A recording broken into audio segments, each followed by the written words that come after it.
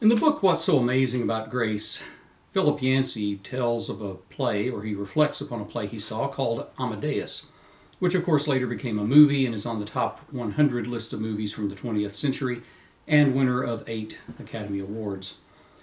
The story has 17th century composer Antonio Salieri reflecting upon the mind of God.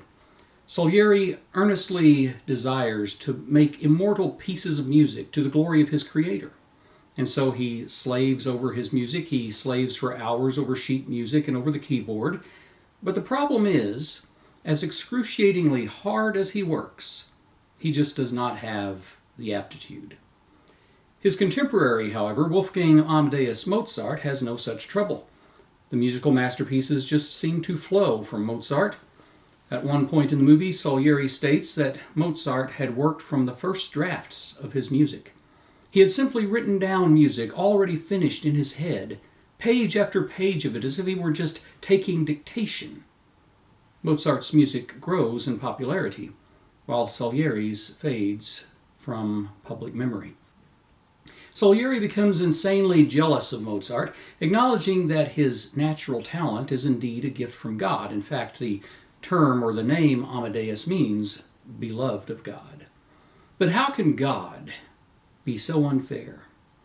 Why is such musical genius bestowed upon the recipient who Mozart, who is portrayed in the movie as such an impish, childish, boorish, crude brat? Why does he receive all this talent? And maybe we have wondered such things about certain people. Why did this family or this individual get all the breaks? Why am I not deserving enough? Why did this person, why was he blessed with, he or she blessed with the good looks or the health or the wealth or what have you, the talent? Am I not as deserving? And with Salieri, we might want to scream, but that's not fair. And children know all about fairness. From the time they're able to talk, they are the arbiters and auditors of fairness. They know about fairness. They know which kid got the biggest cookie. They know which one is the teacher's pet. They know which one had the later curfew than they did when they got to be the same age. They know the one who got to drive independently before they did. From toddler to teen, they are experts, and they are the first to scream in the face of perceived injustice, but that's not fair. And if you want to know about unfairness, consider Matthew 20, where Jesus tells of a landowner who's hiring workers to go into a vineyard. So at the top of the morning at 6 a.m., he goes out to the marketplace. The marketplace was like a daily farmer's market slash craft show. It was kind of like the first century's answer to Walmart. And it also served as the local temp agency. People who were looking for a day's work would go there hoping that someone would hire them just for the day. And many poor Jews did live on day-to-day wages to provide daily bread for their families. The landowner finds some early birds and he recruits them to work in the vineyard. He agrees to pay them a denarius for the day, which would not be bad payment at all at that time for a day's work. Perhaps he wants them to come and help to plant or to prune or harvest, or maybe he's building a wine press. We don't know, but he needs workers. By the third hour, which would be 9 a.m., he realizes he needs more workers. And so he goes back to the marketplace, finds some other people standing around looking for work, and he brings them to the vineyard. And then the same thing happens. This is a huge workload he's got here. And so at the 6th and 9th hours, 12 noon and 3 p.m., he goes back to the vineyard, brings people back again, and finally comes the 11th hour, 5 o'clock, 1 hour before quitting time. But if they want to get this project done, they're just going to need a little more help to get them to a stopping place, to get them to where they can complete this day's work. So around 5 o'clock, the owner goes back to the marketplace and finds more guys standing around. And the question is raised, why are you still standing around here? Have they really been unable to find employment all day long? Had they found none because maybe they are lazy? Maybe they're the types who don't even get dressed until noon. Maybe they are not very ambitious. Or that might not be the case at all. It could be that these guys were out as early as possible, but maybe they're just not the types that people like to hire. Maybe they were shabby in their dress. Their dress screamed poverty, as opposed to the men who went into the vineyard earlier who might have been better dressed. Or maybe these last hired were last hired because they looked weaker. They didn't look like they had much stamina or much strength. Or maybe they were minorities. Who knows? But for whatever reason, they were the last hired. The last to be chosen are finally called into the vineyard at the 11th hour. 5 p.m., 1 hour before quitting time. 6 p.m. comes, the workday has concluded. And in verse 8, the vineyard owner has his foreman to start paying people. He starts passing out the paychecks, and he's going to pay the last hired first and the first hired last. And if there's a literal line, that means that the last hired, those who worked for only an hour, are at the front of the line to receive their pay, while those hired at the first of the hour or the first of the day are at the back of the line.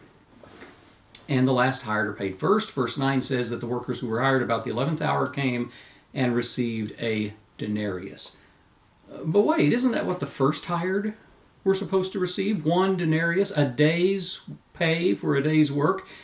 The first hired workers would have looked at this and thought, hey, this guy is really generous. If he's giving a full day's work to those who only worked an hour, how generous is he going to be with us? We can't wait to get to the front of the line.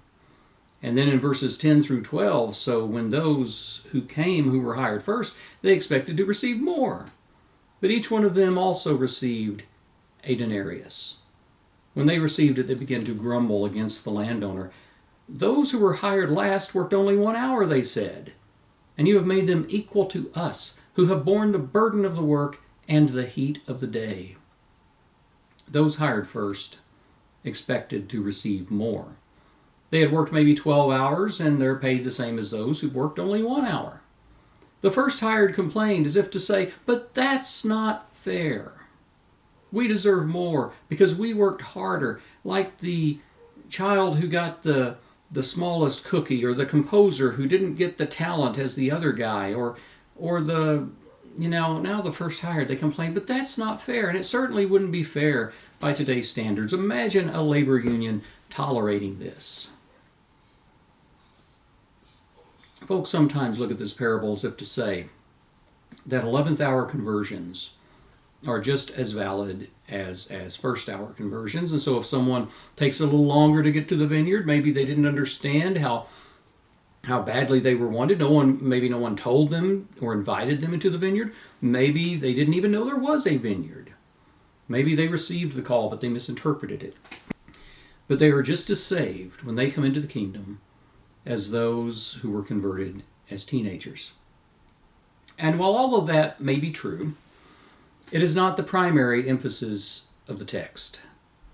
And the text is certainly not advocating that you put off coming to God as long as you can, because that's a misspent life. And it's quite a risk as well. But the emphasis in this text is not so much about the time one comes as it is about the amount of work that one does. And not that the two are mutually exclusive, but this is about the amount of work that one does. In verse 12, the first hired complained that they have borne the burden of the work in the heat of the day.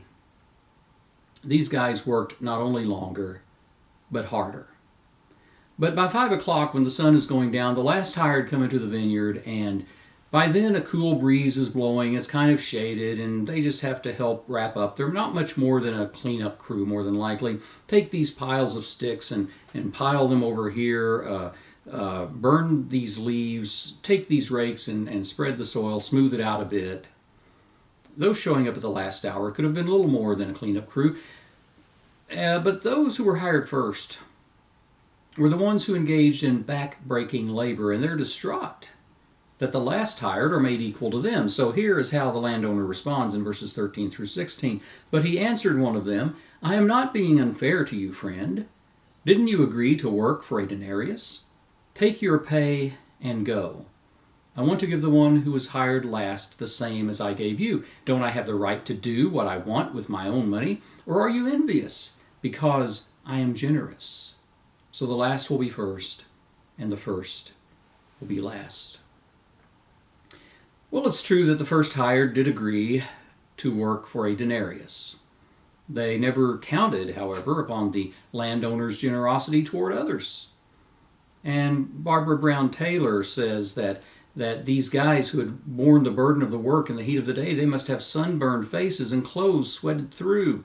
And yet these other guys have come the last hour and have not worked nearly as hard. And she uses the illustration in her book, Seeds of Heaven, the illustration of an office worker. An office worker who does more than their share of the work. They arrive early, they're the last to leave, they sometimes skip lunch to do some catch up on some filing.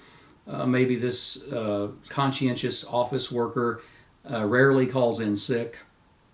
And a lot of people there wouldn't have their jobs if this one worker wasn't doing more than their share for the team. And then one day the supervisor calls this worker into his office and he says, "I appreciate the superlative work, but this year there will be no merit-based pay increases. Instead, it's going to be everybody gets a raise in the same amount across the board." Or consider the man, as Taylor does, who is taking care of his aged mother. Moves her in with him. He has to quit his job, retire early in order to take care of her, and he takes care of her right up until the day of her death, while his siblings rarely come around. But then after his mother dies, the estate, the inheritance, is divided equally. Generosity at times does not seem fair. And haven't we all at times been jealous or envious of God's generous nature? What has that family done to deserve such good fortune? Why did our family not have the same privileges? And the landowner asks, "Are you envious because I am generous?" Are you ever frustrated by God's generosity? He causes the rain to fall upon the just and the unjust. Generosity doesn't seem fair. But would we rather have a God who is fair, or would we rather have a God who is generous? Well, if God is more generous than he is fair, then there is at least a chance that some of us might be saved. But if God did only what was fair, we'd all be destined for hell. Fairness is a day's wage for a day's work. Generosity is a gift we haven't earned. The Bible calls it grace. Romans 4, Paul explains that a man who works is owed wages, but the man who trusts in the promises of God receives a gift. Some are under the mistaken impression that what we have entered with God is a labor contract in which work is the basis of reward. But a labor contract has nothing to do with grace. We have not entered into a labor contract. We have entered into a covenant that is based upon promise as opposed to performance. So whatever God gives us is not the payment of wages, but the keeping of the promise to all who will accept his covenant. Now, some think that this is dangerous talk, because too many have viewed grace as an excuse or a license to do nothing. They've asked, well, if we're all going to be rewarded anyway, why should we bother? Well, the incentive to work should be grace itself. Because if we have even an inkling of a clue as to what God has done for us or what he has given for us, then we should want to work hard and give it all that we've got. And it's evident that a person who doesn't work in the vineyard has not responded to the call. The men in the parable may have come into the vineyards at different times. They may have done different amounts of work, but every one of them went to work. And maybe we're not rewarded on the basis of who did the most work, but if we haven't done a thing, then there is no evidence that we've ever been in the vineyard. Grace was a word used outside a religious context to speak of wealthy benefactors who might pay to set the underprivileged up with businesses. It was not a labor contract. The startup money was indeed a free gift, but some reciprocity was nevertheless expected. They expected to gain something from their investment in these people, and so grace always expects reciprocity. The receiver is never meant to be entirely passive. All that being said, While some see grace as a license, this causes others to go to the other extreme of believing that grace just doesn't even exist. They're afraid to talk about it without qualifiers. But as I mentioned recently, if you take a principle and you qualify it enough, or you regulate it enough, or you add enough caveats to it, then you can explain it right out of existence. To illustrate, what would someone do, or it is what someone does, reword that a little, with the First and Second Amendments of the Bill of Rights. I mean, some people want to regulate those, or they want to qualify them, or add enough caveats that freedom of speech and the right to bear arms totally disappear. They are stripped of all their meaning. And I fear that within some churches and among some individuals, that grace is in the same sort of peril. Consider those who cannot come right out and say, I am saved by grace. Apart from my works, apart from any merit of my own, I am saved by grace. But instead, people say, I'm saved by grace if, or I'm saved by grace, but, always feeling they have to qualify it. They just can't come right out and admit that they are saved apart from their own works or their own merit. You cannot say, if you cannot say, I am saved by grace without qualifying it, then you just might be a legalist. Someone who tends to think that they are saved by the stacking up of virtue. While I'd agree that works is the vindication of our faith, they are not the basis of it. The basis of our faith is trust in God's promises as ratified by the blood of Jesus Christ. The workers who felt that they had earned a day's wage were offended by the grace of the landowner. Grace can be rather offensive, because it's not how we do things. We live within systems, according to Yancey, where the early bird gets the worm. There is no such thing as a free lunch. First come, first serve. Get what you pay for.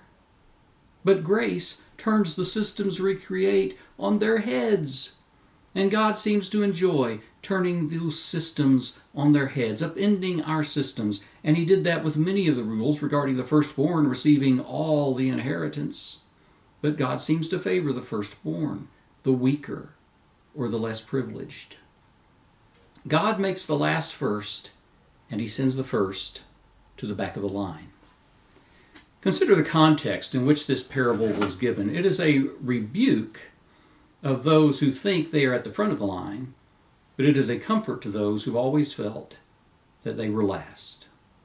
In the previous chapter, Matthew chapter 19, notice that Jesus embraced children, the lowest members of society, as people saw them anyway, meant to be seen and not heard. They did not have a voice. They were considered the property of those who had them.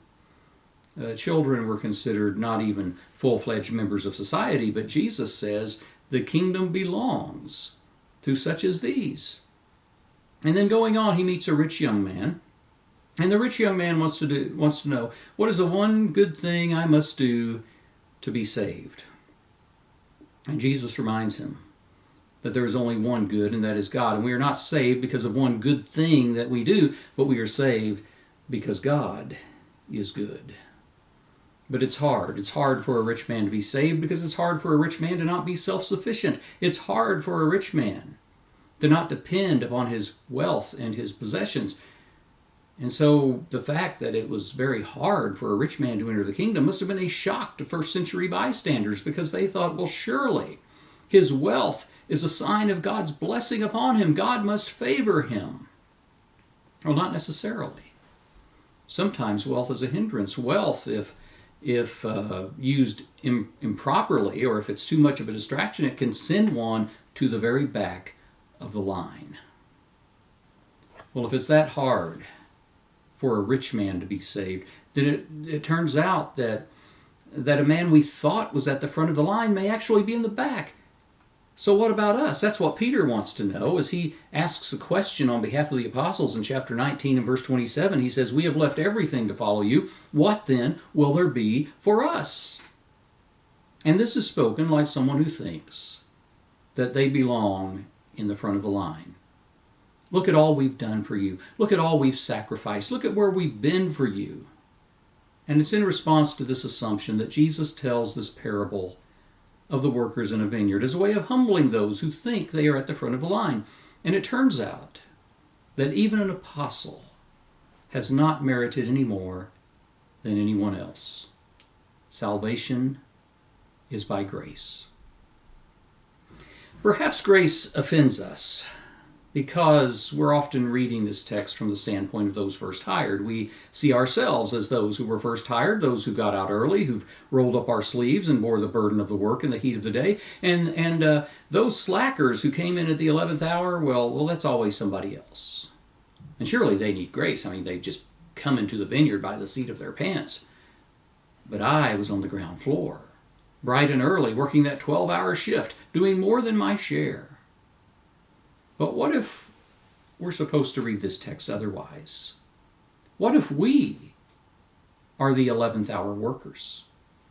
What if the point of the text is to keep us humble? Perhaps we're to see ourselves as standing at the back of the line, not the front.